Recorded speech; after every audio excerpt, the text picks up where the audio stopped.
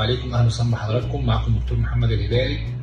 النهارده انا مش هكلمكم في تفاصيل عمليه، يعني هوري لحضراتكم نتيجه وانطباع، وان شاء الله نحاول ان احنا نوصل رساله الزراعه بتغير في شكل حياتنا ازاي. بسم الله الرحمن الرحيم.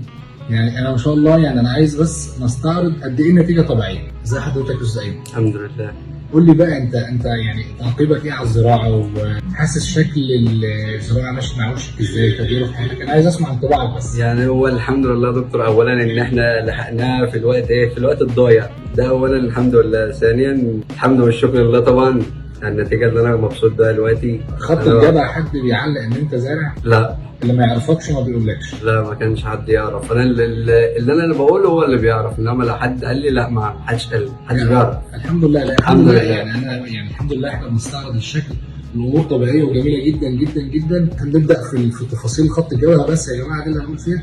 يبقى الشعر الامامي لازم يبقى رفيع واحادي، ونسيب مسافات صغيره ما بينه، وبعد كده بنعمل الكثافه واحنا راجعين لورا.